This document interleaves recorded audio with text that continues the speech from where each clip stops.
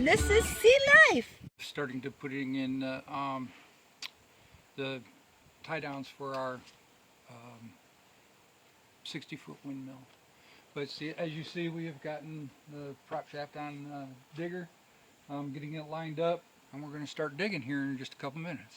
Yeah, we had to trade in other prop shaft and get a new one, and it was very expensive. Oh yeah, they're about $400 and some, almost $450 or more. Yeah, much more expensive than we had looked at them before. But that's okay. We're on our way now. So we're talking about why we are picking the spots that we're picking for the footers for these tie downs. And of course we got the underground heating and cooling, thermal heating and cooling, so we can't put it over top of that. And then we have the solar panels, and we can't run into those. Of course we have the septic tank over there, can't run into that. So you know, we're just kind of got it laid out the way we have to, which is perfectly fine, and it's going to work probably better than the way I had planned in the first place. which is awesome, right? Yeah. And be sure to like and subscribe while we're going along here. Hopefully you'll enjoy our channel and enjoying life as much as we do. Well, let's get this stuff put in so we can get that windmill up. Yep, let's get going. Whoa! Let me in. Oh yeah.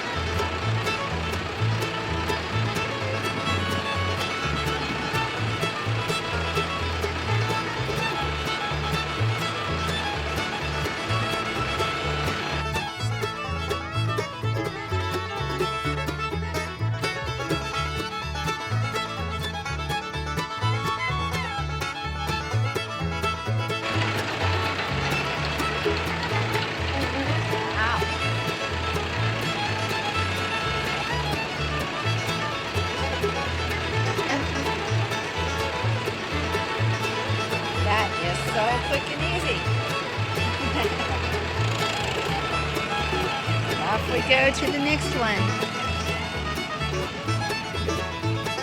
See, that's going to be a nice deep hole.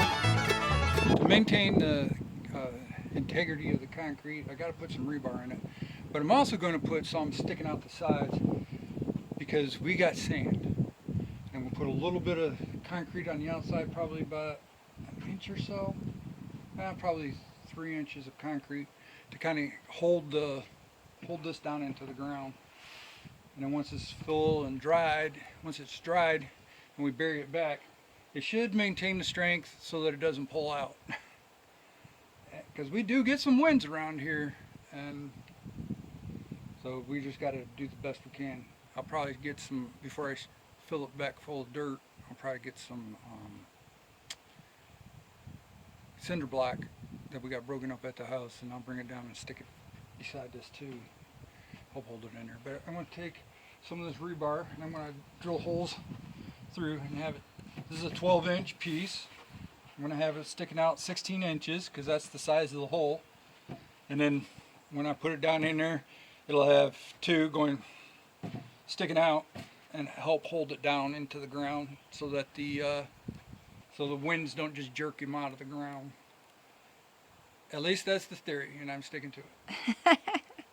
All right, let's get it done.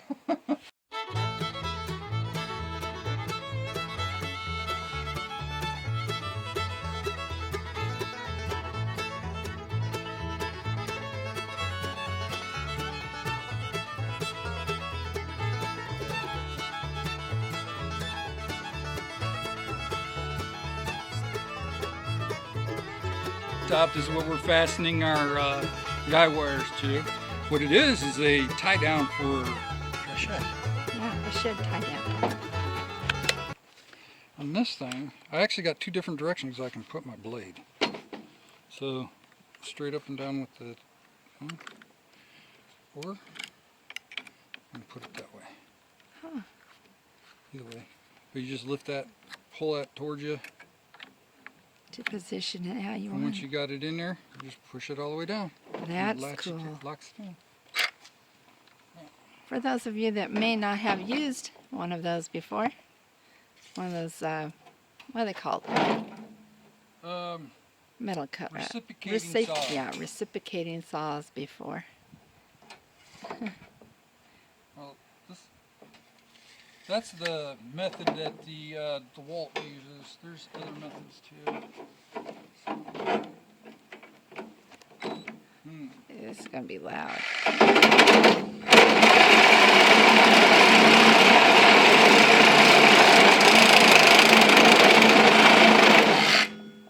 There it is. It works like a dream. Taking some light wire here and kind of wiring this this stake into place. And we're trying to. Yeah, I'll have to pull it a little bit. Yeah. I might have to stick something through it to hold it up. I don't know. Maybe I'll. That's not what I wanted that. Look at it that way. Huh. There and there. And he said, you know, it doesn't really have to be all that. It's just got to stay in place while you're pouring concrete. So he's feeling like this will work. Pretty good. I have some scrap chicken wire laying around. And so I said, Daniel, why don't you just shove it full of some of that chicken wire? That scrap chicken wire. And so we'll see how it goes here. See, I just pulled it on through Okay, and just the wrapped it chicken around that wire. bottom one. You may be able to see it. There we go. All right. Put in. Hooray! One down.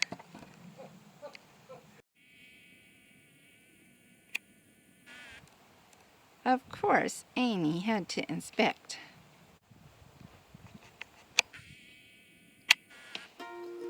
As you can tell, she's still not sure. Okay. I'm hoping you can see that electric line going from our refrigerator power box. And we're going to hook it into this concrete mixer. And when you're doing this, you want to be sure you're not breathing that dust in. And you can't really. Yeah, you can. There you go. That's about what it looks like right now.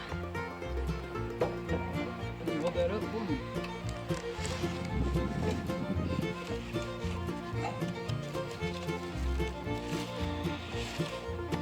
Huh. I don't like that.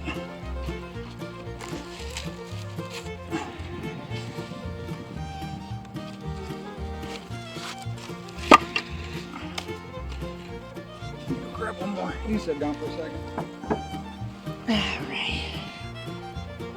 Well, a lot of ingenuity to this. Yep, we're making this for all of you who are enjoying playing in the mud the way we are. Okay, how you doing? Here we go. Woo! Yeah.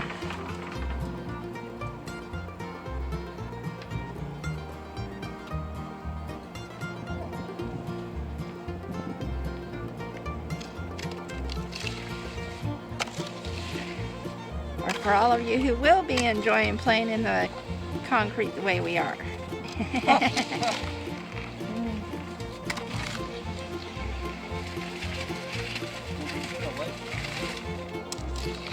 You like it and you know it.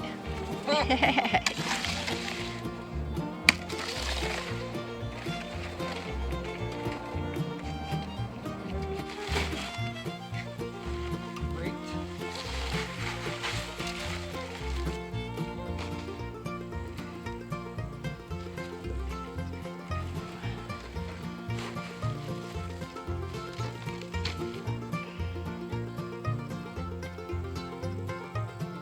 So he's got all the paper out of there. Putting in a little bit of water.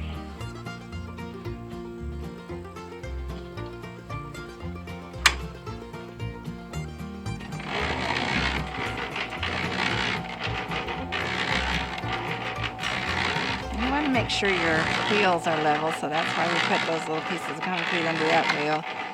Daniel said he bought some thicker wheels to put on this to help out with that sort of situation too. It's always good to keep a little peppermint water handy. Daniel likes a recipe of about 3 drops to one of those little containers of peppermint essential oil. And he drinks that and it alleviates a lot of his pain, as well as it keeps him going. Young Living food grade peppermint essential oil. And this has been the key to keeping him going for a long time. Daniel's been tamping it down just like as if you were canning or anything else. You need to get the air bubbles out of your concrete. So that's what this is all about. To say too, most of our products that we buy for construction on the property come from Lowe's, due to the fact that Lowe's does give a military discount, and we love that. And Daniel mentioned the fact too that Lowe's discount is across the board on everything that you buy, whereas Home Depot only does certain items at certain times, and so it gets kind of tricky to find the military discount at Home Depot. We love a good discount. Let me get my shadow out of here. It looks like 5 bags has completed this pylon, and that is terrific. Let me get up there. I wanted it to be just a tad too much because I want a little bit around the sides to help hold it in. I hope you heard Daniel, but if you didn't, he said he wanted it to be a tad too much so that it will go down the sides and help hold it in. And that's a real good idea.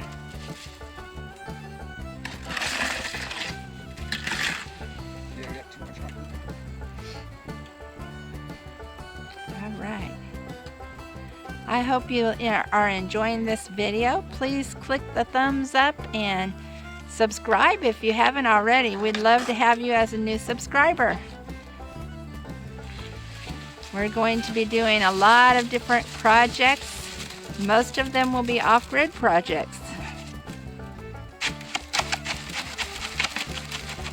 This is a part of the windmill build for a 60-foot windmill that will be on a fulcrum. And that is going to be a huge deal for us. So now what Daniel's doing is just smoothing it out. And go ahead and get all the air out of it.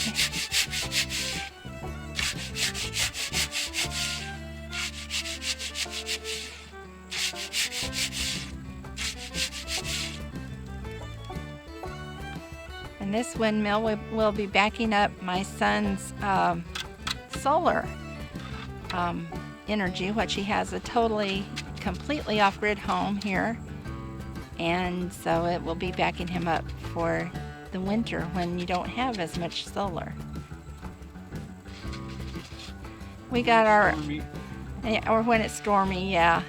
And we got our windmill from Missouri Wind and Power, and our solar, our Missouri Wind and Solar. I'm sorry. Yeah, we got all of this equipment, and Missouri Wind and Solar has had excellent customer service. Any questions that we had, they have been able to answer over the phone in a way that we understood, and we are accomplishing so much because of that. Alright, now we're just going to cover it up with some tin, and we're not going to really bury the sides on this yet because we want the concrete to set up. Okay. Because I need 28 days for it to set up before I can put the windmill up. So in 28 days, when it sets up, we may be able to begin putting the windmill. So it's going to take us a while to get the pole all welded together and some things like that too. So, but this is the beginning of it all. So excited to see it starting.